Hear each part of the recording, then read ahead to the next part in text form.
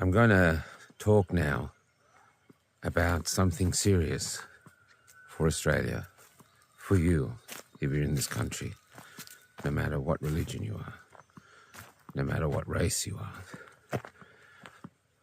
I was born a Catholic, or I was born into a Catholic family.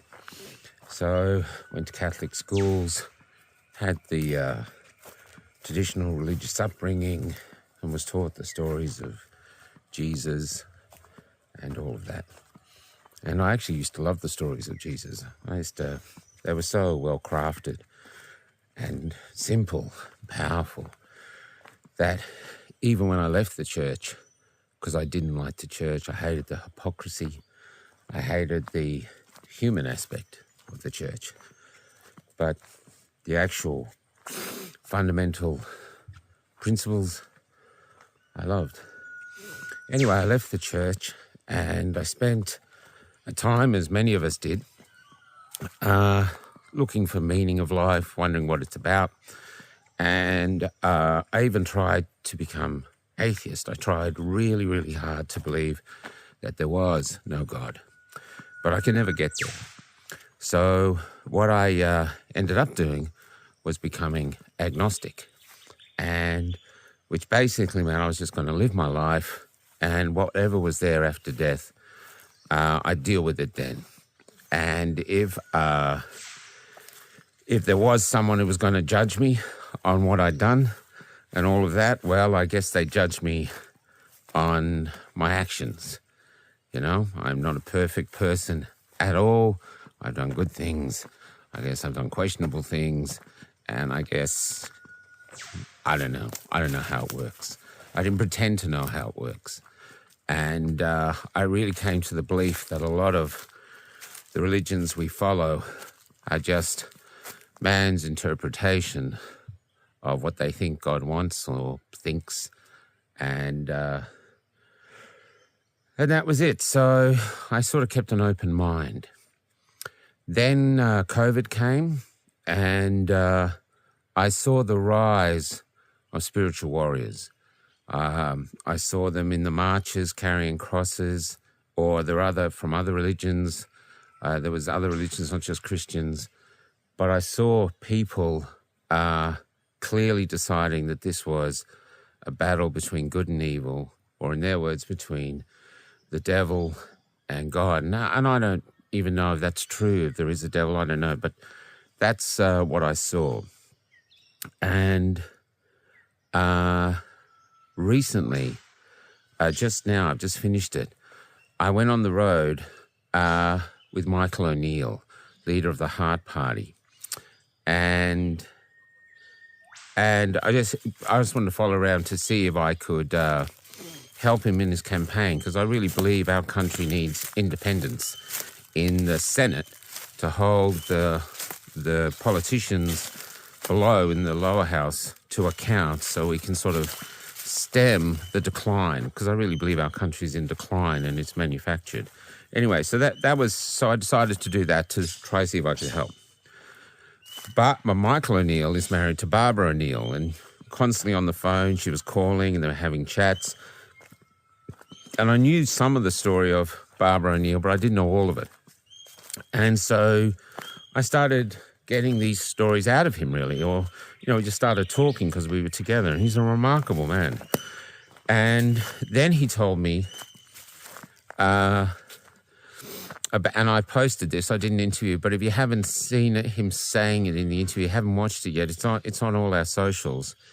He told us that every morning he prays, and he asks for direction, or basically, waiting for orders and something like this.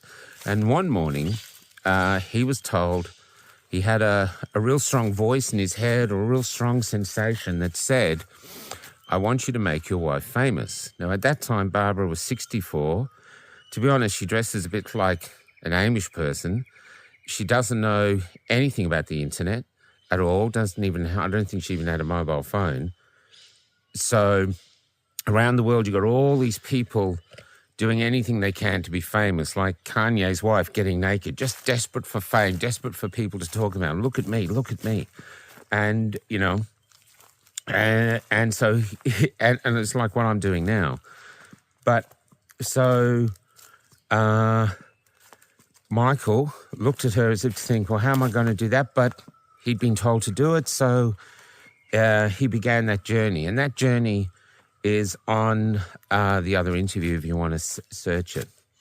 So he begins that journey and it works. The most incredible thing he said in the interview was that all the platforms were banning her except for TikTok. TikTok shared her voice. He actually said the word that God used TikTok to make Barbara famous. Isn't that hilarious? God used TikTok. But, you know, the evidence is that now she is uber famous. I mean, in Australia, we don't know it. But around the world, if she goes to some of these countries that have royal family, the royal family come and sit in the front row. If she goes to America, she just fills foyer and venue after venue after venue. When she walks on stage, this woman who's now in her 70s, they have a standing ovation. They stand up. And we're getting footage of this from America. And she writes these books. And Michael was talking to the distributor over there, or the publisher, and he said to the publisher, how's it doing? He said, it's doing pretty good. He goes, what does that mean? An equivalent with what?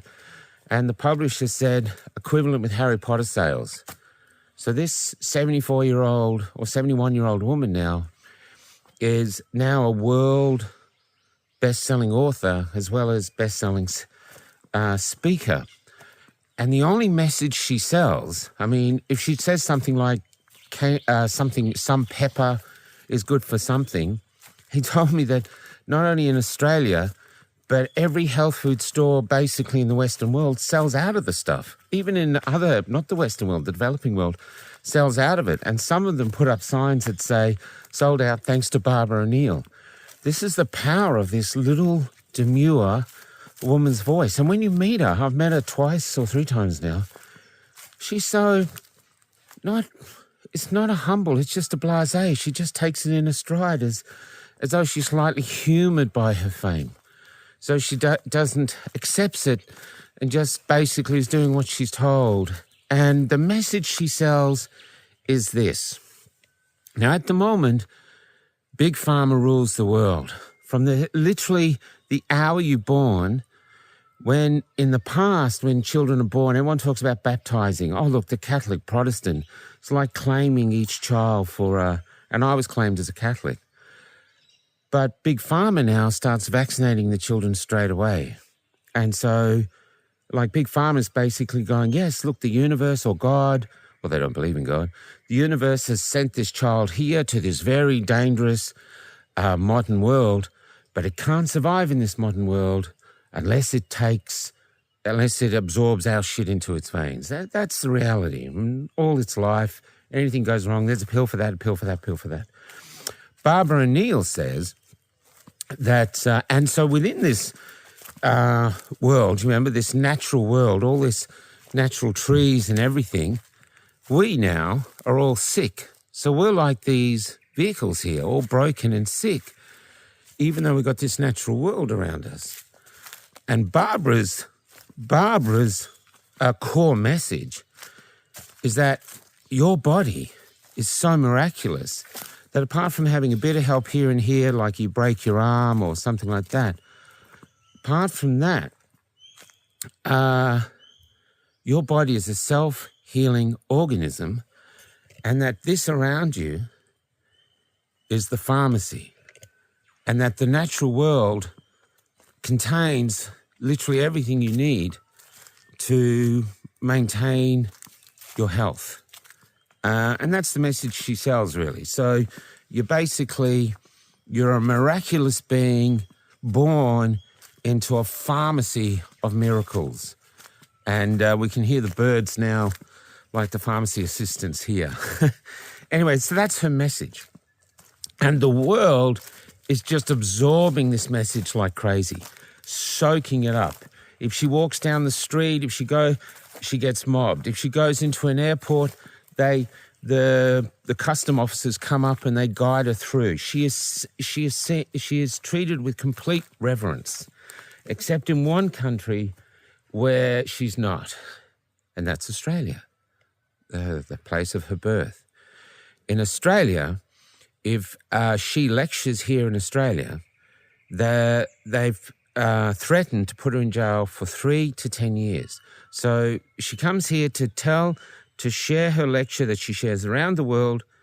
We, Australians, will stay silent as the government puts her in jail for up to 10 years. So she'd be in her 80s before she got out. And so she can't lecture here, even though all her grandkids are here, her husband is here.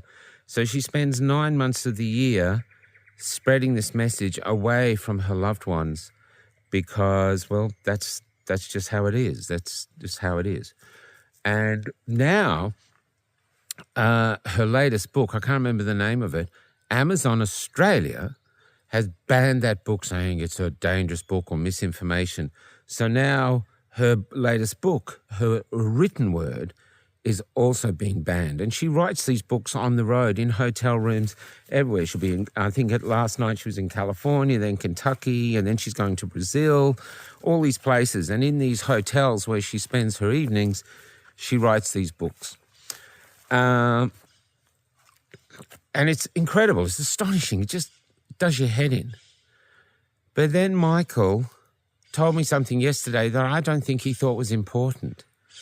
But I suddenly, when I heard it, it really,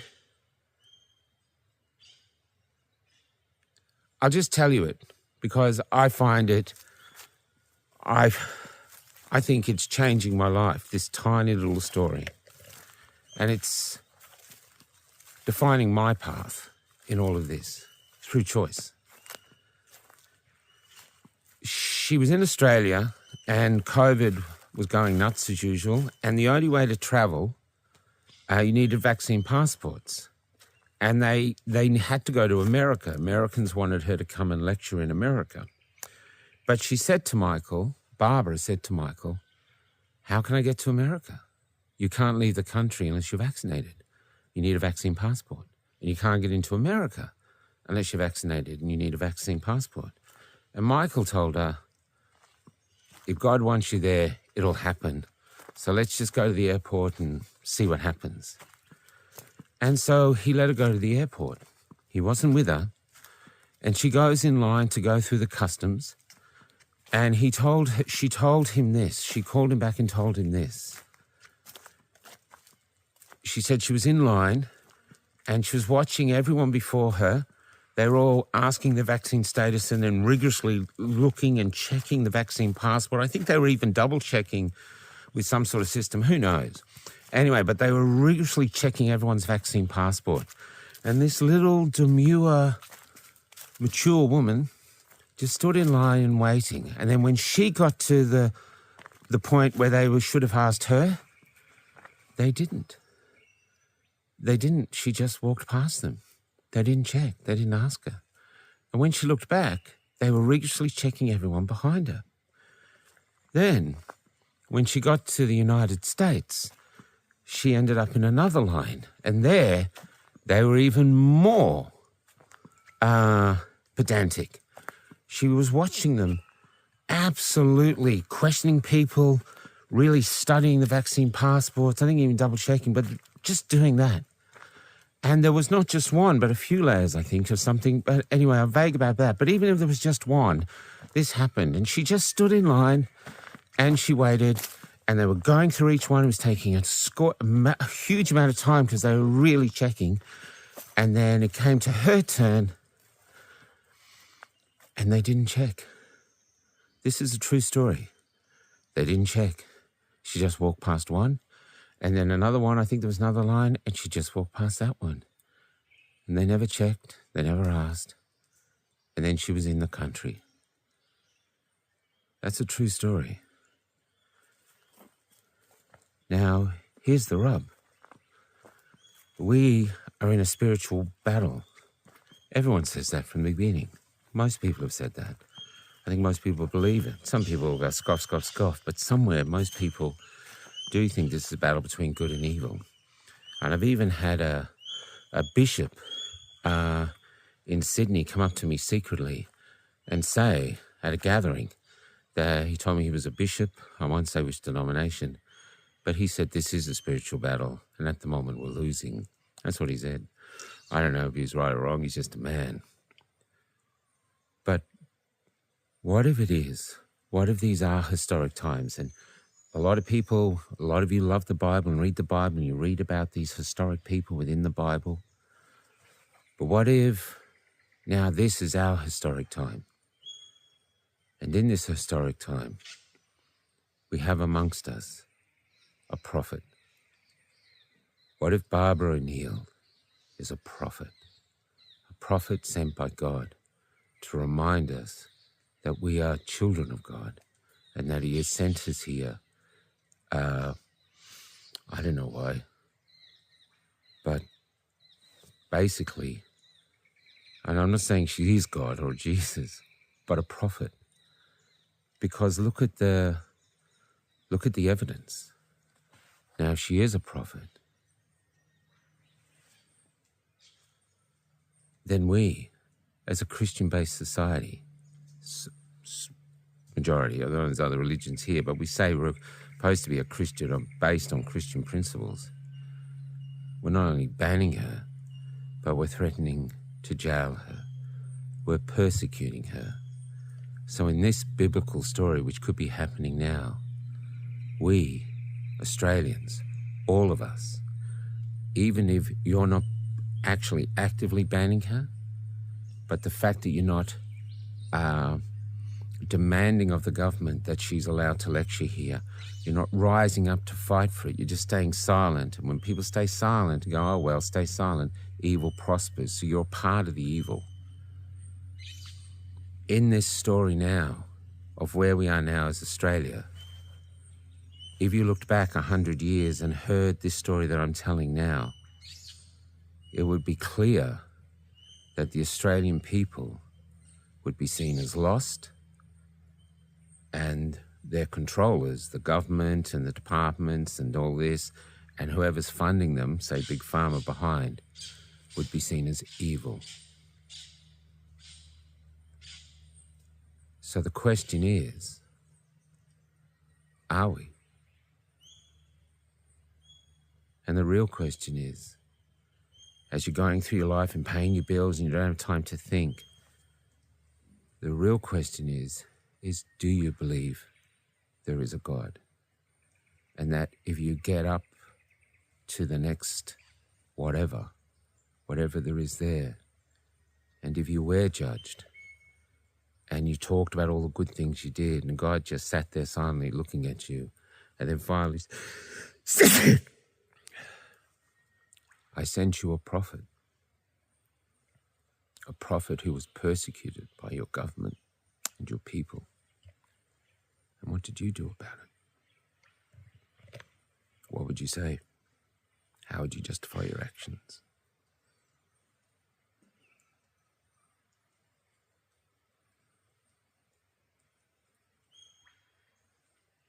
Interesting question, huh? Michael Gray Griffith, it's high time for a catch-up. But coming out of that piece with those amazing Australian bird songs in the background, you walking through the Australian bush, and yet we have these broken vehicles to which you allude. And the message there, I just had to sit with that before I contacted you to do a follow-up in our talk today. It was so powerful. It literally sat me down in the seat. I couldn't move. It's an extraordinary piece. Tell me what that means to you, that piece.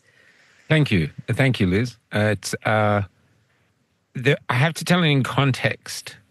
In the piece, I mentioned that most of my life I've been agnostic. I've had this relationship. I've always loved the word of Jesus and stuff, but like many Australians, often you don't have a need for God in your life. So you just go through paying bills, trying to find this, trying to get plays up, or whatever people are doing in their lives. But we're in historic times now, and we all know it. This is a spiritual war, and we all know it. On the morning of the shrine, which changed my life, I was in the morning. You could just feel the evil in the air, and you could see the police already beating up people, and I was terrified. Most of my body was going, get out of here, just go home. You got pepper sprayed a few days ago. Just go home. You don't need this. But another part of me, something in me said, no, I have to stay. But I had a conflict because I was too scared to stay, but I was too stubborn to leave. And I didn't know how to get past it because I knew if I didn't fight the fight then, or at least try to fight, then my son and my grandson would be fighting, and they would be fighting real bullets.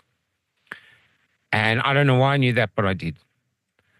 And so I prayed for the first time in my miserable existence. And I mean, I really prayed. And I said something to the likes of this. I said, look, you owe me nothing. I said, most of my life trying to pretend you don't exist, couldn't get there, but you owe me nothing. But if you will grant me one favor now, and that is to take my fear away because I've got to stay, but I'm too frightened to stay, I'll fight for you. That was it. And in an instant, my fear left. That day I got shot within a few hours, I was shot by a rubber bullet. I was beaten up by the cops. I was heavily fined, all this other stuff. Never fear.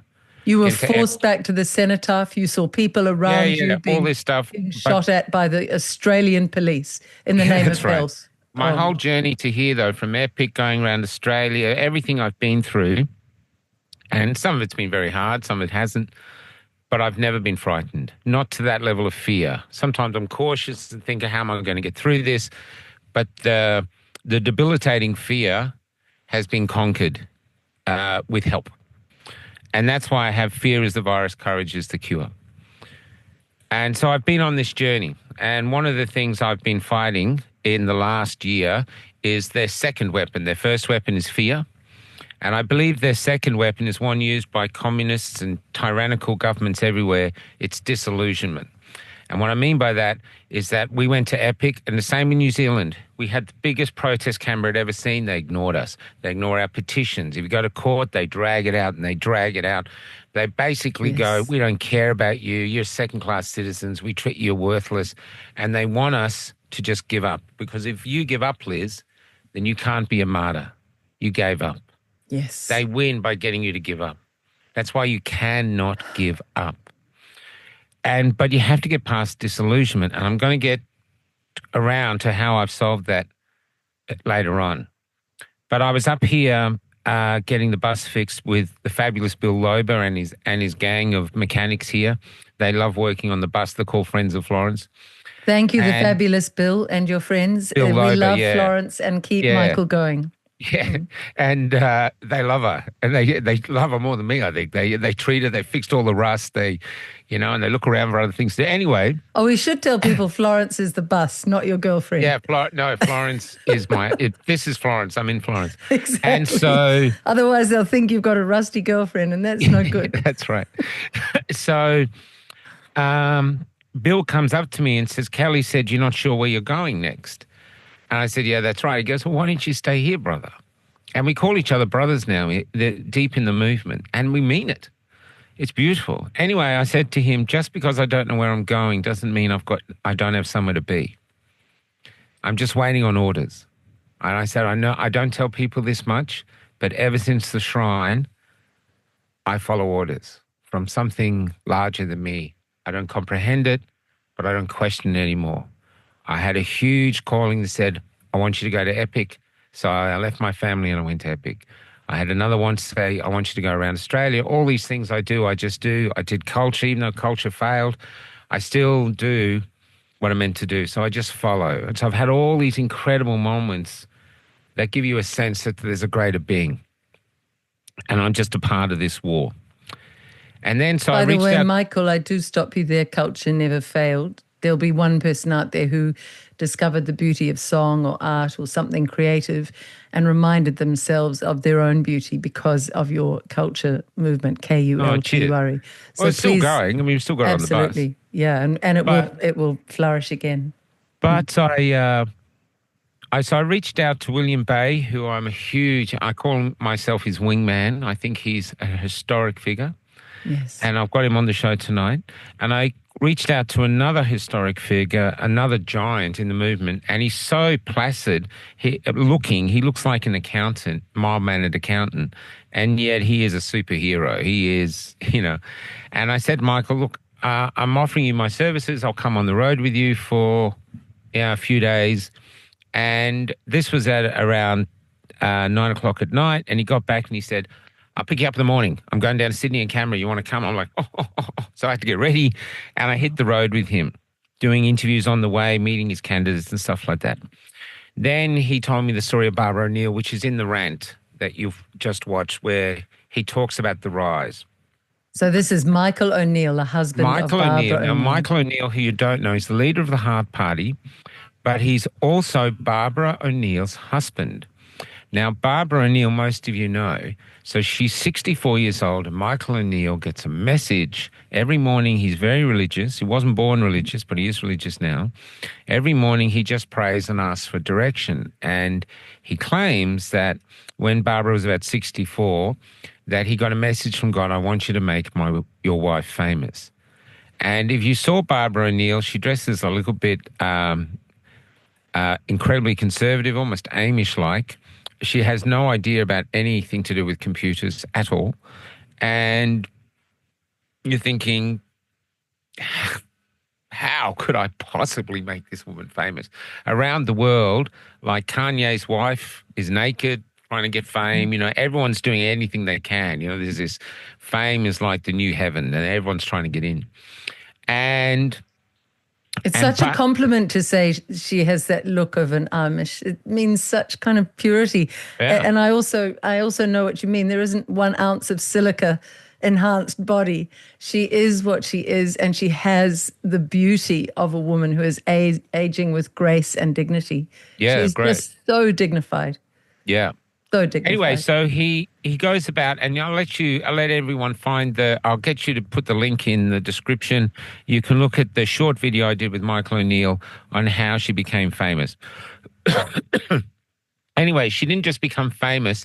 Around the world, she is almost to the level of seen as like a prophet.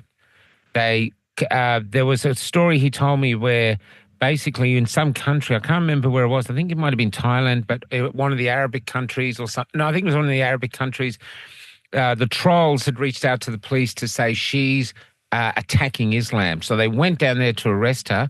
But there's the packed auditorium. They go down on both sides to arrest her, and then they realised that the royal family was in the front row. The whole front row was the entire royal family. And so they went, and then they realised that the auditorium was full of Muslims and Christians and Jews and Buddhists, and everybody was there. She brought all these people together just to hear her simple message. And her simple message is she claims that we are born, we are miraculous, and our body is a self-healing organism. When we break our bones, we can, mainstream media can fix us. But she says for literally a range of mainstream medicine can fix us. Mainstream media can't fix anything. No, mainstream medicine, sorry. And basically that the world, that nature is the actual pharmacy, and we're a self-healing organism, and we just have to have faith and trust. And she tries to empower you to take responsibility of your own body as basically the foundation of being a human being and a free human being. You take responsibility for your own health, and then you build from there. This is a simple message. Because of that simple message, she is banned with the threat of jail from 3 to 10 years in Australia if she lectures in Australia. And just to be clear, she was born Australian. She is an Australian citizen. Oh, yeah, she's Australian. In fact, she's several generations Australian. So she'll be arrested and jailed. And now Amazon Australia is banning her latest book, which is called Sustain Me. Now, so they've banned it, saying it's misinformation or dangerous. So they're banning her books. Joking. I heard that in the piece.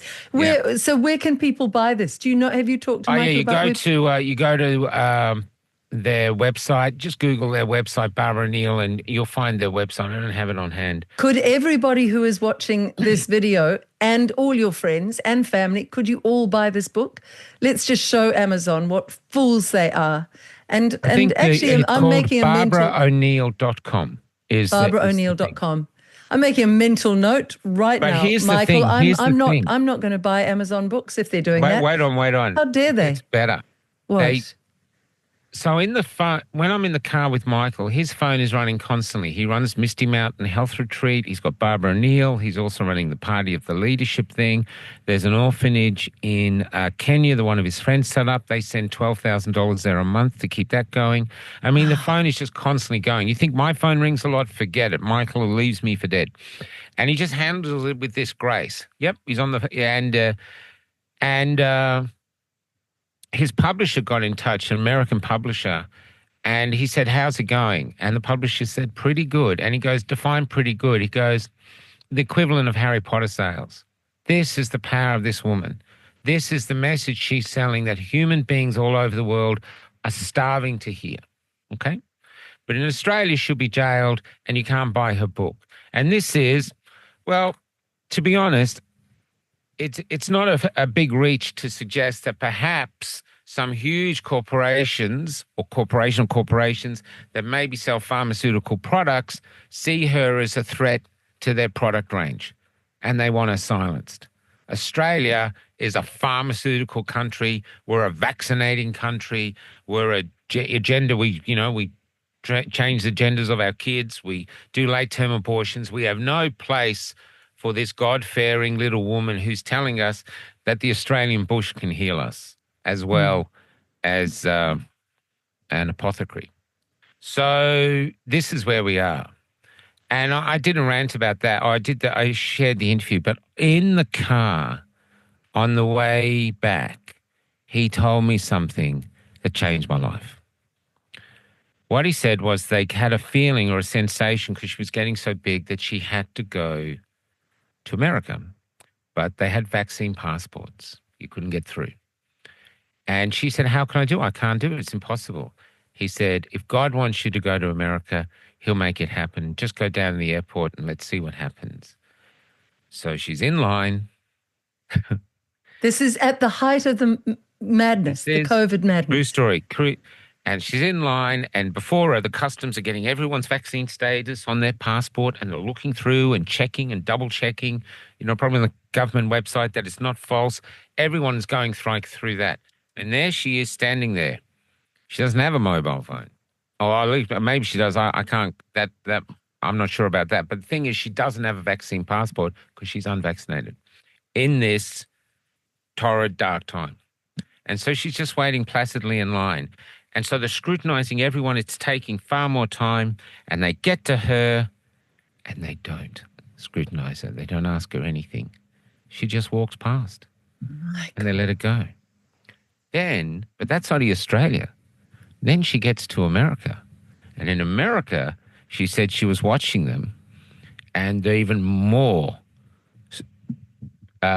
determined to check everyone. They got levels. And they're all going through it, everyone really trying to kick out anyone who's unvaccinated or anyone who's, got a dodgy certificate. And she's just waiting in line, this small, demure woman. And they never ask her. She just walks by. They just look at her and she goes by. I'm calling this the miracle of the two airports.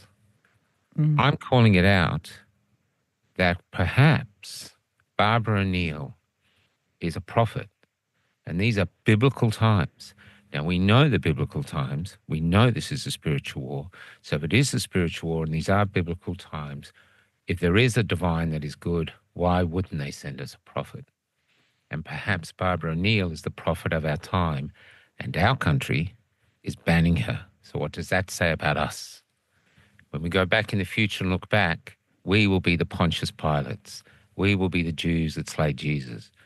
We are currently in the bad side because we don't have the courage to do what's right. Not all of us, but a majority of us.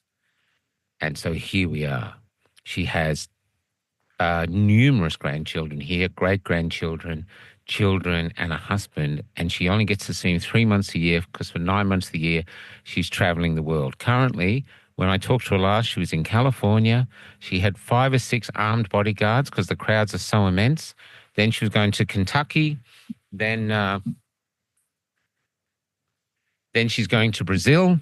Then she's going to Thailand, and she just travels the world doing this and writes these books in the evening.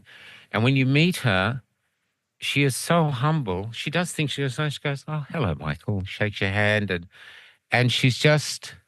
She could have a head as big as my bus, and going, "You're very lucky," but there's nothing.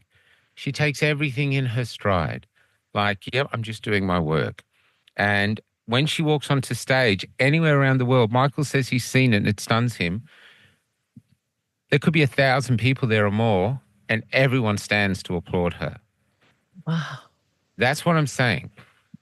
So this is the real question to us all. It's like we have this literally evidence here now. And there's probably more miracles too, but Michael just told me he didn't even realize the importance of it, but I saw the significance. Now, that's there. And so I am actually going to myself believe that she is and push that, which means that there's hope for us. And also means it's incredible that if there is some sort of great good power, that he would choose, instead of choosing this huge, outspoken showy warrior who knows how to show and sham, he chooses someone who doesn't even know the internet exists. And Michael said it was TikTok that made her famous because all the others were banning her. And he actually said the quote, which I think will be the quote of our era: God used TikTok to make Barbara O'Neill famous. This is exquisite. Yes. And you know what's one of the most exquisite parts? You said on the phone when we talked before this interview, you said, Liz, it's as if she barely notices it, as if she barely registers it. She has no interest in it. That's what I always wanted. I wanted a group, for example, in politics. It's impossible. It's such a filthy pool. But imagine a group who genuinely do not want power. I mean, that's when I stood for politics. I said, I really don't want power. I'm not interested in fame. I don't want your money. I just want to win back our freedom so that these horrible bureaucrats don't rule us anymore. But it was almost as if that was a language a lot of people didn't get. And even the people I attracted saying that, many of them were deeply lusting for power, Michael. So she strikes me as the very antithesis of that.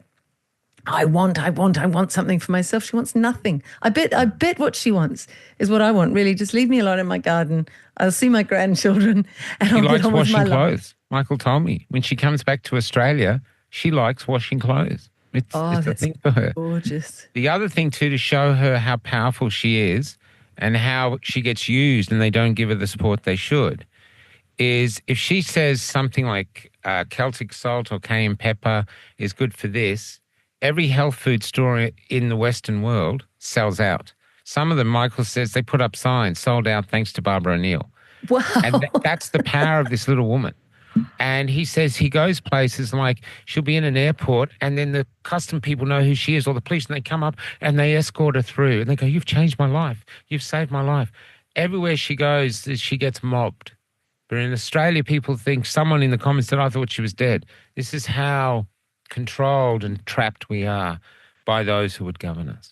I want to go back. It's beautiful, Michael. I want to go back to that point that this is someone, if she had 10 times the amount of fame, if you offered her 1,000,000 times the money, it would mean nothing to her. She genuinely. So I doubt she knows who Joe Rogan is, but she needs to get on Rogan. She really does. But I think she's got a wingman that's greater than all of us, so I think if that's meant to happen, it'll happen. Yeah. Anyway, but or Tucker, that's yeah. Beautiful. Yeah. That is, honestly, that is such a beautiful story. And Michael himself, he intrigues me. Yeah. I mean, for a start, the name of his political party, let's put it for our world audience, people who don't realize Australia has an election in 4.5 weeks? Yes. So we have two very corrupt wings of the very same bird. They're clearly globalist. Two chicks, the same ass. Yes, neither one impresses me at all. Poor old Peter Dunn. Is that his name? Peter Dunn? What's the name of the Yeah, just call him Voldemort. We all know who you're talking about. Well, the one you've got at the moment, Albanese, is hideous and kicked out a brave young man who said, "Do you know my generation can't even buy a house in Australia?" Yeah. And he was just bustled out as if he was nothing. Yeah, how dare you. Basically, the way they hustled him out was the equivalent of saying, "Let them eat cake." The arrogance of it. And then we've got this other pathetic one whose name I can barely even remember, who looks just like he's already TikToking, marching robotic, like, into the WEF agenda that he's got. So what is the hope for Australia, that you get a combination of these independents in, Michael? What is your advice to your fellow Australians? The reason I'm helping Michael, and I'm going to help William Bay, and I've reached out to the other independents, and we're interviewing those we can, is I believe the best chance we have with this election, they're down, maybe miraculously, some party could win the lower house, but I doubt it. What I think is if we can get enough decent, brave, independent, ethical senators, ethically independent senators into the upper house, like William Bay, like Michael O'Neill, Rennick, Malcolm Roberts, if Rod Cullerton, he'll be brave. He'll stand with the farmers. There's numerous others. If we can get them in, then basically as the lower house sends up the bills, these people actually go, no, we're slowing down here and filtering them. And I think it'll give us a chance of getting some representative democracy back, because we don't have that at the moment. The trouble is, look at the Andrew Bridgen model, and I know they did it in New Zealand. They just give away votes. When you do win them and you work really hard, they go, oh, well, I think it was Stalin who said, it's not the people who vote that count, it's those who count the votes. Yes. And that is somehow you have to insist that there are good people watching over the vote counting, because we are dealing with a cabal of cheats and lies. They don't care. Where we are now is, I think, that famous Solzhenitsyn line, they were lying, we knew they were lying, they knew we knew they were lying. Yes. We knew that they knew that we knew they were, and goes on and on. That's where we are now. Yep. Your country and our country. We are in, basically, I watched this beautiful Asian man do a thing. He said, this is how democracy gets to socialism. It's not one step. It goes to fascism first. Yes. Where the religion, mainstream media, corporations, government work together to try and hold on, and then that basically declines into socialism, where we're heading. So We're in fascism now, and they don't care. It's just power crazy. We're in the challenge of our lifetime, and we've got AI, we've got all these multiple things facing us. And at the same time, they've got a strategy to just ignore us like we're insignificant, in order that a load of us will quit. And this is what I really want to talk about, because I'm going around Australia. I've been coming up the East Coast, but I have been going around Australia for a few years. And I'm watching the great movements of the great tribes that were rising up, the umbrella people, other ones, just declining. Even stand in the park, you turn up, there used to be load, now there's a few. And some people say people are going back to just their lives, or things going back to normal, but nothing's going back to normal. What they're doing is they've tried everything they thought they could do, and nothing's worked.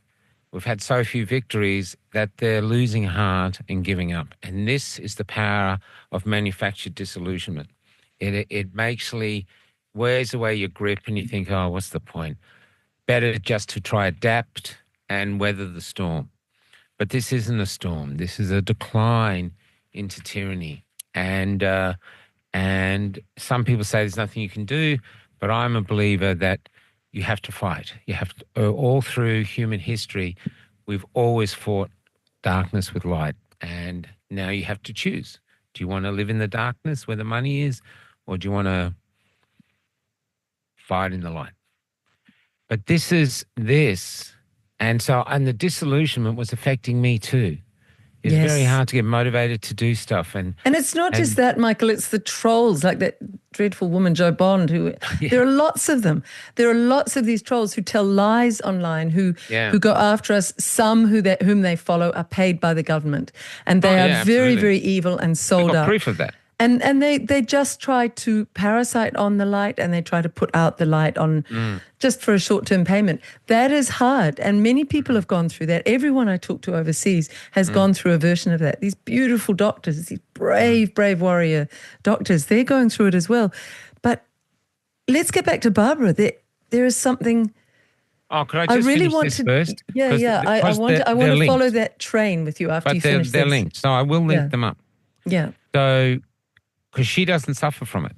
And that's why I'm trying to link this up.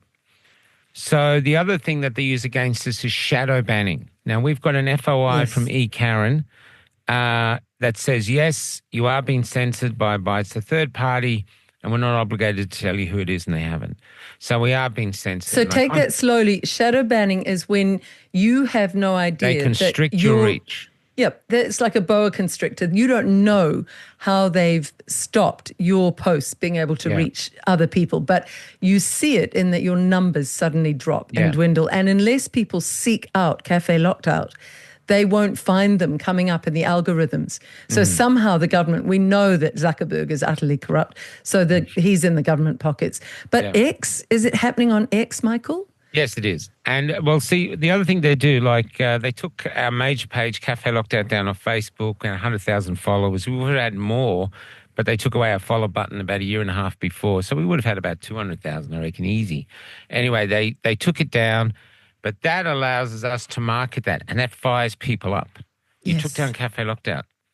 Better to just slowly wear the numbers down so you think no one cares anymore, no one watches my stuff, I quit. Yes. And I give up. And if you give up, they win. Because if they martyr you, like they shut your webpage down or they throw you in jail, they create a martyr. Martyrs are a pain in the ass for them. They want you, Liz, to quit. Yes. And like, she never really believed. See, she was just trying to get fame. And once she realized the fame had run out, she just walked away. You know, you lose everything. So unfortunately, this is why you take this trip. It's a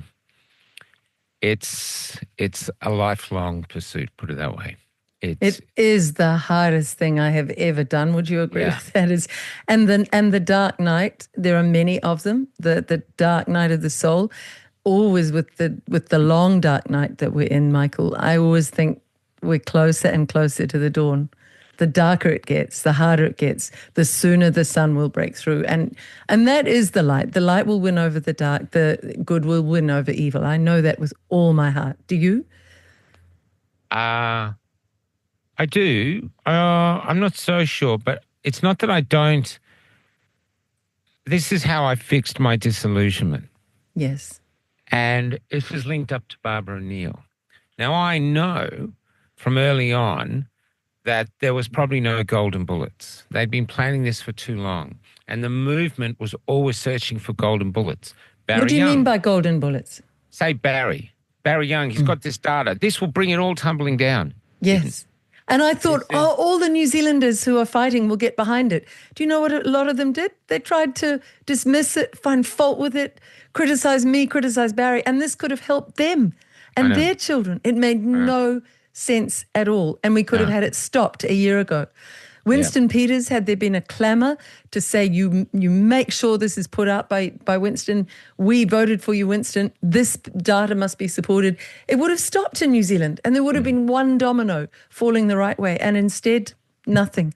And the reason for nothing is to get you to give up. Yes. This is how they fight. Like over here, Karen Phelps came out. I was pushing the jab, trust the science, now I'm vaccine injured, and my wife is severely vaccine injured. That should change anything, didn't. So when famous people come out with it, when famous people died, nothing stops it. And this is why people feel we don't have any chance. Even the golden bullets just bounce off their skin. Nothing. William Bay and you, when William came out of his victory in court, that was everywhere for weeks, and I thought that might be it. But even that, it fades and people go, oh, well, shrug. Yeah. So no golden bullets. So what's the answer? Was the problem. Yeah. The answer is, I believe, is, before I get to the answer, I'll tell you a philosophy I have. There's a thing in Australia, I've said this before, Liz, there's a thing in Australia called the 12 Apostles. They're these sort of monoliths off the coast of Victoria that are just near the coast. And they're a big tourist attraction. People come from around the world, but there's only 3 of them left. Now, the others, and they look like nothing could tear them down. They look as strong as the earth. They're sculptural stones, but sculpted by wind and sea. Yeah, but they tumble. And they're not when they tumble, they're not brought down by one great tsunami. They're not brought down by one earthquake. They're brought down by little waves, just pounding, pounding, pounding, pounding, pounding. And then one wave eventually does it. We don't know which wave it'll be, and down they tumble. Yes. Now, what I understood is I think you have to give up the goal of a destination. You have to release your ego from thinking I'll be the one to be that last wave. Absolutely. What you have to do, and this is to all freedom fighters out there, you have to realize that the blessing granted to you is not to be the last wave, because none of us know who that will be. Our blessing is to be the waves. Every day you get up, you can be a wave, whether you use cash, whether you speak to someone in the street, whether you wear your T-shirt out, whether anything you do, and everything just chipping away. And we all have to chip away together. And the more that join us, the more waves that win. Eventually we will win.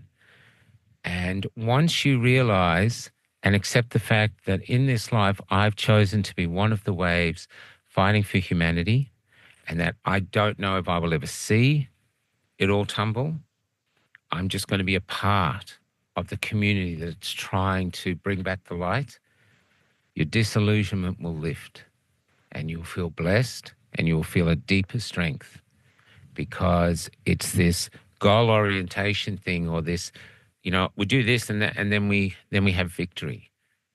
It's time to think further. It's time to think that you're just a part of this great movement, and you're essential in what you do, but that's it. And that's worked for me. It's given me great hope and faith. And literally the moment I had the realization, all my strength came back. And that's how Barbara O'Neill thinks about herself. She does not think she's a prophet. She does not think that she's the one that will bring it down. She's just a wave, and she's doing what a wave does. And she's a bit of a bigger wave. She's like the seventh wave. The waves come, there's like small, and the seventh wave's a big one. Well, she's a seventh waver. And I think that's how you do it. Every day now, so every day when I post anything, I'm just like sending out a ripple. Maybe it'll go nowhere, maybe it'll reach somewhere, it doesn't matter. Don't stress about it. Just do it. Just do it. Just do it. Just do it. Just pound, pound, pound, pound. And eventually, whether in our lifetime or the next lifetime, they will fall. Because all through history, the truth and love and a hunger for freedom defeats the darkness. It takes time, and then, of course, tyranny comes back. It's like a tide in a way. But at the moment, we are the incoming tide, and you just have to be the wave. And I think that's what Barbara is teaching us. That's where I am in my time space continuum at the moment, Liz. Michael, you're such a beautiful friend, and you are such a poet. It's true. That's how I think. And when I think about poems, one of the ones that I decided early on would be my guiding light was that by Ralph Waldo Emerson. I can't even think what it's called, but the last line is, if one life has breathed easier because you have lived, it's all worth it. And that's what I thought with every interview I ever put out. If one person feels better, if one truth gets out, if it inspires one person to stand up, that's all I need from every interview I've done. Thousands of interviews, and it's just so exhausting right now, and it has been demoralizing. And I think this is for me, it's for many, many people. I mean, on the surface, Michael, yes, we also do it for our children, because I also want on my deathbed to be able to look my little grandchildren in the eye and say, I was feisty and I did my damn best and I didn't give up. And maybe the truth is I've been close to wanting to give up and very, very disillusioned from the abuse and the horror that I've experienced for giving my all. Michael, I just wonder how many people your words will touch today. Can I just give you a question? Oh, it's a question I asked Kelly. I did an interview with Kelly, who's now not only my companion, but an equal freedom warrior. She's walking down on her fours here because she doesn't want to be in the background view. So she's down there trying to clean up. Where is she? That's so lovely. Kelly. Yeah, she's And I amazing. also want to All right, just acknowledge wait. I just beautiful asked her Rohana, Michael. I want to Oh, yeah, acknowledge Rohana because Rohana's the Rohana was same. is so much a part of Cafe Yeah, and Lockdown. she does Love to Earthworm both. Women as well. So she does that in Great. the morning. Yeah. She's doing her own podcast now. So Rohana's the same. Yeah. I just want to tell you that I asked Kelly at the end of this interview, do you believe you're on the right path? And she said, absolutely. Now, I say you would say the same. Yes. You're absolutely doing the right thing. But then I said to her, where are you going? She goes, I've got no idea. Yes. Yes. That is because we are the waves. It's not our job we just follow our souls where souls know. I have one thing I've learned in my life, I know this for a fact. I really believe this. I'll take this to the grave. The heart has a map that the mind can't read. And that's faith. That's faith. And this is where we are. This is a spiritual war. This is the war for humanity itself. And dark forces want our souls. They want you to give up. They want you to be silent. They want you to stay. They want you to be ashamed almost of being who you are, of these good Oh, thoughts. my Wrap all the God. good Doesn't the thoughts in darkness do silence and that? take it to the grave. This is why you have to speak. They want you to be humiliated and degraded and put down. And any human who does that is working for the darkness. I've That's right. always tried to build people up. I've never torn people down in this. Here's a thought, Michael. If I came to you and said, Michael, here are two paths ahead of you. One is the road less traveled. It's stony and it's harsh. And there at the end of it is that beautiful vision in the video we opened with of that child, Michael, listening to the stories of Jesus. Mm-hmm. It may have on it, Michael, your own version of Jesus' journey. It may have a version of a crucifixion. You've already had other versions of crucifixion, as I have. But here's the other road. Look, there's a nice big impresario who will make you famous and give you lots of money and put you in a big flash bus, be much bigger and it'll never break down like Florence. And you'll have money and you're going to have properties all over Australia and big flash cars and be groomed and expensive clothes. And which one would you choose? Would you still choose what you have been on? Traveled. Michael said something profound in the car to me, because he's been very poor for a lot of his life. And now, thanks to his work with Barbara and Misty Mountain, now they have abundance. They have lots of money. But he's very generous with the money, because he just said, and he says these things off the cuff, this is philosophy he's discovered through time. He says, as far as he's concerned, the poorest thing you can do is die rich. Say that again. The poorest thing you can do is die rich. My God. So these 4 days on the road where I just wanted to show Michael to the world have been transformative for me. And I'm with a man who is like William Bay, has utter trust in his faith. He's done that. I haven't had it so much. I do, but I question this. But after hearing about Barbara and Neil and these other little stories, I'm giving myself to this fight now. I don't know what's going to happen. I don't know where I'm going, but I'm just going to keep following orders, and whatever happens will happen. And what that does is bring back a strength, bring back a calmness to your soul, and it reshines your armor. The trolls, the best way to handle trolls is to, one, not name them, and two, realize that these are the people fighting for the moral high ground of our culture, and we cannot let them win, because we can't have any generation growing up under their stewardship. So get them motivated to, every time they're attacking you, think, great, you are on the other side and you're my opposite, because I'm not quitting. And all they want you to do is quit. So every time you get up and you post another tweet or you do another interview, they lose. Explain that. These are the people fighting for the moral high ground of our culture. They're fighting for that. They want to be in charge of the moral high ground. They can't do it because they already have virtue signaling morality. And it's such an oxymoron to put moral with the trolls. Yeah. But that's what they're after. But they can never win it because this. And one of the reasons they can't is they're so full of hate. But this is why they're lost. And I feel for them because we are not born with the ability to hate. We're born with the ability to fear, which is a thing to keep you Yes. safe.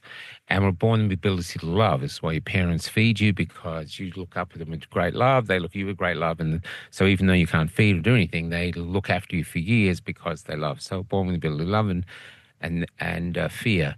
We are taught to hate. And some people learn it too well. And one of the things of turning the other cheek, I think the lesson of turning the other cheek, which has always baffled me, is to simply go, Pang, I'm not going to hate you, brother, no matter what you do. So don't hate the trolls. Don't be bothered by the trolls. They're on their own journey. Let them go. You just stick to your path, Liz. It's You're beautiful. a powerful warrior in this. They are in another dimension almost. They don't understand you. They're maybe driven by other forces, money or whoever, everything that is corruptible to their souls. Yes. That's why they want you down. They want your soul. They want to break you so they can feel better in themselves. But even if they did, they wouldn't. There'd be no solace in your destruction for them. In fact, they'd probably lose it. So I know it's a hard journey. It's very a hard journey, but it's the right journey. And you are a significant warrior.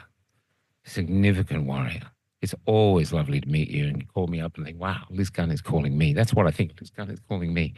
Huge warrior. Because you had the choice, Liz, and it all comes down to this. And this is what I tell people. There's people out there saying, Jesus is going to come back and fix all this. I personally don't believe that, because I think that what that does is say, well, I don't have to do anything. I'm just going to sit here and wait for someone else to fix my problems. I think it all comes down to freedom of choice. You have a choice. Light is over there. Darkness is over there. Yes. Who do you want to, on what side do you want to fight? And you make a choice. And you chose the light path. I chose the light path. I interview people in Australia who follow the path. Everyone from Margie McKenzie, who just makes these mugs and is constantly delivering the light newspaper in her little country town, to when I was working with Oosterhouse, who was a huge light, and stuff like this. So this is where we are, and yeah, it's and then this is it. So if we lose the election, well, we lose the election. Maybe there's things at play that we can't see. We can't see the whole battle map. All we can stick to is this, and so people get overwhelmed by all the things. Try to just focus on doing your little thing. You cannot fix everything. Yes. But over here we had Kiana and her daughters. She went vocal. We went very vocal about it. Paul Hoodie joined us. He went, and Lada, they went very vocal about it. The lawyers were saying, just stay silent. But the parents who've had their children who've taken away have stayed silent. Some of them haven't seen their kids for years. Kiana got her kids back. And I think it's because they know if the story gets out that their kids have been taken away, suddenly people could rise up. At the moment, the other side is in damage control. How do we stop the people rising up? They don't want the fuse to go off, which could see people, and that could happen at any moment. That could suddenly see people arise. So they're trying to do suppression. They're trying to stall off the inevitable, yet eventually people go, there's nothing for us here. And it's happening in China. I saw this incredible podcast, and it was a Chinese name, I can't remember it, but it's a thing by this. Someone put up a post that had 91 million views in just a short amount of time. Wow. And the thing was, by the young people, let it rot. So it's basically a huge swathe of young people now in this movement that the Communist Party can't do anything about, because they're not protesting, they're not doing anything. They're just not participating. They're not complying. They're just letting it rot. And so they can't do anything. Oh, I Because love there's that. nothing in the future for them except shame and imprisonment. And they don't want it, and this is how they're fighting back. And this is what I'm saying. There's hope everywhere. Wherever there is a human dreaming of being free, there will always be hope. That's exquisite, Michael. I remember in the early days a story out of, it was a Chinese man who was talking about one of the things that had inspired him to stand up. I think it was a Chinese man. And he was envisaging his own grandchild in 30 years or 40 years, dressed all in black, this little baby dressed all in black, going out on the streets at night. And I think it was a Hong Kong post actually. And he's saying, please don't go. You could disappear. There's no way I can track where you'll be. You could be thrown into any prison on this island. They're brutal. Please don't do this. And the granddaughter is saying, I need to go out and knock down these surveillance cameras. I have to do it. And she turns to him and says, this is no life. We're in a prison. We're in an open air prison. And now when you look at smart cities, the S stands for surveillance. The M stands for monitoring. Smart cities are dumb. They're concentration camps. They are brutal, and that's what they want to do to us all. And she said, there's nothing to live for anymore, so I might as well go and fight while I'm alive for potentially somebody else to have something to live for.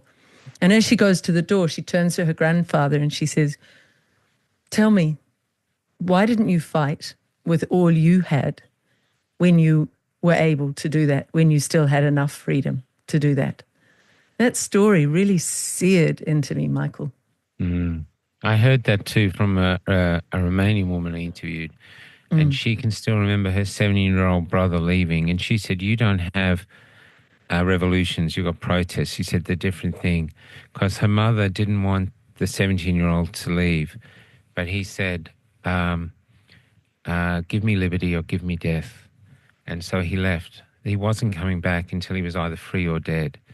And I think once people reach that level of commitment, no tyrannical power can withstand that. Once more and more join that. So it's the real enemy will always be fear, conquering fear. And then disillusionment is their second powerful thing. So fear... And censorship is their third, which you've alluded to. But censorship is a part of the disillusionment. I think it comes in. Censor them, ignore them, call them names, get other people to kick them out of family homes, basically, get the fearful, the meek to basically put these people at arm's length, ostracize them, shame them, do anything to make them feel like and divide them, don't let them find each other, and stuff like this. And it's all not because they're disgusted by us, but because they know we're the cure. They know if we can organize ourselves, they know eventually as we do get organized, and we will, because say even solidarity didn't happen overnight. It took a long, long time. The Polish movement. Yeah, it took a long, long time before it finally became the wave that destroyed communism. And so here where we are. And so while we might not be a part of the final assault, there will be no final assault if you and I, Liz, and others like us don't fight now. That's our job. Think of it like a marathon relay, and we are the first ones out of the thing with the first baton. Our job is to go, yep, we fought to here, this is what we've learned, this is what failed, this is what succeeded, here's the baton, keep running. That whole idea of death, Andrew Bridgen said that to me too. He said about 6 months ago, Liz, I want to work only with people who are willing to go all the way to death. And when you think about that, there is a profound soul journey within that, because it is really the ultimate fear, the ultimate emptiness, these pathetic black rocks. And, Rupert Murdoch, I once met him. What a blackness he had around his body. He had a whole blackness. He was very, James Packer the same. And I thought, whoa, you're so rich and you're so empty. And so they're trying to fill this massively empty space all their lives with, I'll buy more, I'll control more, I'll manipulate more. And they're just empty boxes. Whereas what is the freedom is to say, I'm just a soul having a brief human existence. I'm a piece of stardust, solidified for a moment or two in the scheme of the eons. That's right. And I can do as much as I can for the good. I can choose that. But ultimately, I have no fear of death, because where I will go, having lived a life for the good, to do whatever I can to help. Obviously, we all make mistakes. As you said in your video, none of us is perfect. No, we all F not up. We all muck up, but that's the beauty of us and our journey. But we come back to try to do more on the good side than the bad, for sure. And then death holds no sting, holds no feer. And when it holds no fear, they can't fill you with fear. That's right. It's That's amazing. right. And And so also, that, you get to a yeah, point now that if they dare throw you in jail, then you're going to be even more powerful, because around the world there'll be free Liz Gunn, this and this. You could become a Julian Assange, and that's another pain in the ass for them. So they don't have all the cards, put it that way. But I think the challenge of the movement at the moment is to realize that this disillusionment is a weapon. It's manufactured. It's a weapon, and figure out ways that work for you to get past it. Realizing of humility is the way to do it. I do not believe. I'm just someone who gets up every day and thinks, what can I do? I post something, I write something, I do something, and I just get up and fight every day. The Viet Cong did it against the French, and then they had to beat the Americans. They were fighting for decades. And so, yeah, eventually they won, but it took time, but it took this, and they lost every single battle but won the war. And so that's it. And the gift, and also I think the other thing too is value. If you just value money, then it's going to be very hard to travel our path. yes. If you have to value something else. And I personally think, I saw someone the other day, I asked people, what is freedom? And he wore a beautiful T-shirt that said, freedom is oxygen for the soul. And the other reason too why I think things are unwritten is I don't believe, and it's only my belief, so if you get offended, I apologize. I don't believe everything's written. I believe that is why we are given freedom of choice. Our freedom of choice is to decide whether we want to become a part of the architects of the future or the slaves. And it's choice. And I want to fight to be a part of the team that does the architecture of the future, and that we are actually basically creating a place that is more conducive to the human soul. I think the most beautiful sense of a victory would be if it's our great-grandchildren, if we have them, and they are born into such abundant freedom that the world they live in thinks of them differently. They think of every child as a gift, and they realize that every child is born with the seeds of greatness, and the whole society is interested in how can we let their seeds blossom, and what can they become, and what joy can they bring to the next generation. And that these people who are celebrating the beauty of being humans have no idea, have completely forgotten that people like us, Liz, fought the darkness that eventually would become the flower bed of their freedom. That's what I'd like to do. I'd like to be forgotten in all of this, and just know that we are remembered in the quality of our great-grandchildren's liberty. Literally remembered in a smile. That's and from where we that's are, it. we would see that. That's it. That's society. I think it's really important to muse on that. I try to sit every day now in nature. I try to be really aware of those bird songs. On your message, there is the most exquisite bird. Is it called the lyrebird or Lyre? No, it's a whipbird. Whipbird. And every time I hear it, so if you're an extraordinary. Australian, every time you hear or no, I hear because that's what started Skippy. So anyone who grew up watching Skippy, Yes. that's like the intro. It's so Skippy about the kangaroo. It's so exquisite. And every day I try to go and check, just sitting even on the lawn, just am I feeling the lawn? Am I aware of my toes in the grass? Can I be aware of the moisture in the air? Can I hear a bird? Am I here now? It is such a gift to ourselves. And all of it in a moment can drop away, just all of the noise. And it's so important to get off this machine.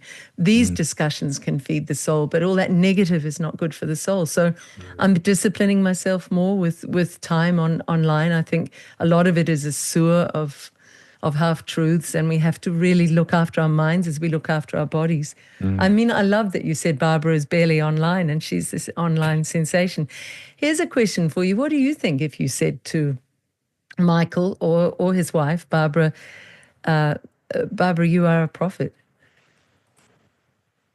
Oh, Barbara would probably just giggle and laugh and go, "Oh, that's just silly." Yes, I think so too. Yeah, she would. Yeah. Uh, How I beautiful is think, that? How beautiful is that? I've been yeah. observing in the freedom movement so many people lusting for some ridiculous fame. And I remember it when I was in mainstream, looking at all these people around me in mainstream media thinking, you're all desperate for fame. And fame is like building your house on sand. It has no meaning whatsoever, even back there. I think, I knew that yeah, it was meaningless. I knew power was meaningless. yeah. I think I think a part of fame is is that people think it's all the luxuries and stuff like this, but I think too, people, it's almost like a heaven we can reach. Like a justification to our lives almost. There's some purpose. I don't know. There's things like that. Where I think the I think the reason human beings are being so, there's a famous book called The Lord of the Flies, which basically says you leave young people alone, young men, they will basically start killing each other unless they have our authority over them to keep them in check. Where there was 6 boys from Fiji or one of those who got lost on an island for 6 months in about the 60s. And when they finally found them by accident, they'd built huts, they had chores, they were fishing together, they weren't fighting at all. They'd actually prospered. And I think this is where we are. I think the reason humans have flourished is not big, even though we are warlike, even though we do terrible, terrible things. But the reason we have survived is love. Our love for each other has seen us survive everything eventually, ultimately. It's brought us together. It's caring for each other. It's caring for family members. It's falling in love. It's bringing children into the world. It's trying to raise the children. And we're very, very flawed. But I do believe that was it is. If fear and hate had been in charge the whole time, we would have wiped ourselves out in the Middle Ages, the Dark Ages. But we didn't. So I think we've been marketed the dark side of our souls. We've been kept by the mainstream media in constant chaos. They're just trying to get us kept to be, we're chaotic. It's just like everything's overwhelming. All of that is on purpose. Where in actual fact, inside all of our souls, and if you just slow yourself down and listen, there's a compass. And you just have to follow the compass and it will get you through all the storms. That's the way to find peace in these tumultuous times. What a beautiful discussion, Michael. What a conversation. It took a while to get here. It's been very difficult. I'm almost on the tears now. It's been very difficult. But I think difficulty is good. I think we've seen oppression and pain and suffering as a bad thing, but it's actually a good thing. They are the teachers who teach us about ourselves, who allow us to find our courage. Life is not about not falling down. I know it's like a cliche, but it's true. It's about getting up, and you get up and you're stronger. And you get up and you understand more about yourself. The first goal of any human being is to discover the Holy Grail. And the Holy Grail is the best version of yourself you can be. And you might only be it for a minute or a few hours or a day, and then you'll regress back and you'll come back to it. But that's it. To strive to be the best version of yourself you can be. Strive to be great. There's a thing on the front of my bus that I said one night to a man who was braking, and I couldn't stop him braking, but it's on the front of my bus. And this is to everyone in the freedom movement and every human being. This is true. They are from the first day in school. They don't mean to, but they're trying to make you feel worthless, powerless. But in fact, It's like only certain people are born to be great. Like Napoleon was born to be great. The rest of us are just cannon fodder. When in fact, I truly believe greatness is a choice. It's not a destiny. And even deciding to strive to be great is greatness in itself. And currently our race, the human race, is under attack, and the meek can't save us. The only thing can save us is an army of greatness. So choose well. It's up to you. That's what you were given. You were given the ability to choose. So even though you were born into a sea of miracles and you are miraculous in yourself, the one aspect that raises you above all the other miracles, from the trees to the sun to the moon to water to everything else, the one thing that elevates you as a human being above all that is you are given the ability to choose your direction. And that is the power they want you to lose, because that is the power.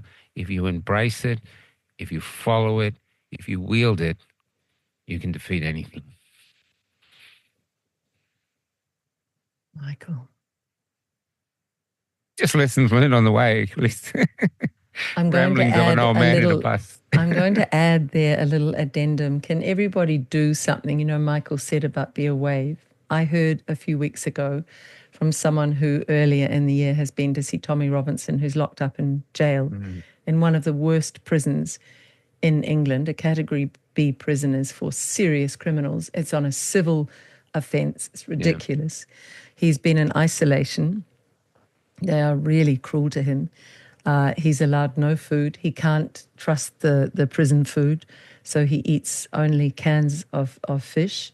To get from his cell to the prison, he has to go through 20 doors. 20 doors, imagine that. And what he does, he lives this sort of monastic existence. He has the same food, the same gym workout. He keeps himself in a very steady rhythm, and he's being forced to go inward. And what a hero he will be when he gets out, the brutality to which he's been subject. Or even if he dies. Yeah, or even if he dies. But could everybody write to him? We'll put this up on the screen. It's a little being a little wave. If we all write to him and send him some message of your love and support, whether they get to him or not, the prison will notice if thousands, millions of letters go, and they will think we better treat him well. Yep, Rainer Fulmick is the same. But particularly this Tommy story has been haunting me. And secondly, in a way out here, we have that version of a prison cell, not as harsh as Tommy's, but it is forcing all of us to go inside and find that beautiful place within that you began with. So maybe I'd like Australians to really look at the heart party to finish. Before we close this off, I want you to tell Australians why Michael would be somebody to vote for in this election. It feels to me like the most important message of all in a way. Michael O'Neill, originally the party was called the Informed Medical Options Party. The man is a larrikin. Now he's a warrior for what's good. He is quite an extraordinary man. He is his own man, walks the beat of his own drum. He's wealthy enough now, through to his hard work and his faith, that he doesn't need money, so he's incorruptible. And the reason he's fighting is for his grandkids. But William Bay from the Gap Party, William Bay is now working back as a doctor, but he really wants to fight for what's right. Rennick, I think you can judge Rennick by Gerard Rennick for everything you've seen. He's an extraordinary man. Craig Kelly, a lot of people attack him all the time, but Craig Kelly was in the Liberal Party, and ScoMo said to him, listen, we can get you a cushy job. You don't have to work for the rest of your life. You'd be on Easy Street. But instead, he kept speaking out, got thrown out of the Liberal Party. So he's a warrior too. He's fighting for what's right. You know who the warriors are. Yes. And we need to get the warriors into power. You don't need me to tell you. You know. The antics, I think Babette's leaving, but we know who they are. Malcolm Roberts, you know who they are. And it's backing that. And it's like we say, even if we don't get in, even if the Australians, or even if they steal the election. I mean, Dan Andrews won his last election and everyone was stunned. And yet now in Victoria, he can't get anyone to build his country house because the town has blacklisted tradies going there. So no one will build his house. He's banned from pubs. Everywhere he goes, he's banned. No one wants him. So there's no way he won that election. So they're stealing. At the moment, they are in charge this way. There's a new law come out today where you can go to jail now for using the Bible to suggest, to question the LGBT movement or anything like that is seen. So there is an attack on God going on. And I actually, a guy wore a T-shirt the other day called Trust the Science. And trust the science is an oxymoron because even science doesn't trust itself because it knows most of it is theoretical. It's only building till another theory comes and it grows. And science doesn't care about that. Science is just one big question. Science is marvelous. I love it. But you don't trust the science. That's religion. And I truly believe that they're after your soul. And how they did it, this is how they did it. I'm sorry if I've said this before, Liz, but I think back to any disaster, they always mention, let's keep the families of the lost in our prayers. They never mentioned it. Never mentioned it at all. They never mentioned God in the COVID period. What they did was the churches were all closed, the priests were all missing. This is fascism. The religion, the church was working. It's the Marxist playbook. Marxism hates God. But the vaccination centres were all open, and the new mass with the death thing every morning. Oh, we lost 4 people to COVID last night. Roll up your sleeve and try, safe and effective. They converted a lot of people. A lot of people were very frightened. And I think, too, this is a question everyone to think. If you're frightened of death, you've got to ask yourself why. Because we all die, all of us. We can't stop it. So why are we frightened of it? The only reason to be frightened of death is that you feel that in this life to date, you have not yet reached yourself. You have not brought who you are meant to be to the poetry of humanity. And that is why you're frightened to die. Because once you do, once you reach the best version of yourself, once you bring yourself up, this is the best I can be. I'm flawed, but this is the best version of the flawed bit. Once you've done that, you're not frightened of death anymore. There's a sense that you've done what you were meant to do. Anything else is a bonus. So if you're frightened of death, it's because you have yet to live. So instead of trying to figure out how not to die, figure out how to live. And you can't live under tyranny. Michael, there's a gorgeous woman who's just joined our Freedom Train International Ambassadors, of which you are one, and Jim Ferguson in the UK loves all of us and is supportive to all of us and talks about you with such fondness too. But Victoria is a midwife in the UK, and she texted me last night and said, Liz, I have just bought my first Bible. I've never read the Bible, and I'm going to read it every day. I know her. I've interviewed her. Yeah. Beautiful. It was so beautiful. It was so free of any hubris at all. And I just think let's all do that, especially if they're saying you can't read from it, you can't talk from it, you can't quote it, you can't do anything. Do always the opposite of what they say. Just do it quietly. And that Chinese phrase, let them rot, let their rotten system rot. And we will work out ways to, I don't know, I was talking to Bronwyn Home this morning and she was saying one day seeds will be more valuable than gold if they keep on the way they're doing. And we will be able to barter with a seed. Hey, Michael, I've got a real parsley seed. And you can say, I've got some lettuce I grew. And we'll work it out. There'll be a way. We'll bypass them all. Also, one more thing. This is a letter of advice to the freedom movement out there. You don't have to take my advice. I'm not a leader. I'm just an observer. Is we keep selling fear to the people who have been broken by fear. I know there are things to talk about which are terrifying and wrong, but early on in the movement, this young woman said to me, you have a moral obligation not to sell hopelessness no matter how tight its grip. I've always remembered it. I always tell it to people, you are a light, and this is a dark time, and you fight the darkness not by putting out your light and trying to sell more darkness. You sell light. The people want light. Bit by bit, these lost moths will come towards you because the darkness will not sustain them. So yes, we have to mention the things that are bad, but in all your podcasts, all your conversations, somehow bring it back to hope. Find a way, real hope. And that is what we're selling. It's a beautiful thing to be a human being. This planet is beautiful. It might seem dark at the moment, and some people call it hell, but if it's hell, then someone used heaven to paint it because it's beautiful. And if you don't think it, leave your computer, go out somewhere where there's a garden or anything, look at flowers, look at the majestic beauty of this thing. And you are created from the same miracles. It's time to remember you are miraculous. You are a gift to the planet. And they're trying to take that gift and fight back with love, with hope, with faith. I love you, Michael Gray Griffith. That's about all I've got to say today.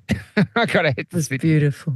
That was beautiful. Thank you so much. Honestly, tell Jim I'm sorry I haven't been in touch. I've been quiet. Oh, he understands. I've been going through this battle with disillusionment, but I haven't even been going to places people want me talking, and I have nothing to say. But I do now. Or I do have my observations if anyone wants to listen to them. We haven't focused on them, but certainly the shadow banning is ridiculous. So please, can you ask everybody you know in Australia and across the world, please look out for Cafe Locked Out. You have to go hunting for it. Put it into your X, put it into Instagram. And when you see Michael's posts, share them widely, because that will bypass the censorship. Because they're shadow banning the shares. You look at your shares. I posted something today about Michael. It said 270 something shares. If you check those shares, they'd hardly have any shares or likes themselves. The shares go nowhere. They make you feel like they are. Instead, there's a gazillion apps that are literally free or almost free.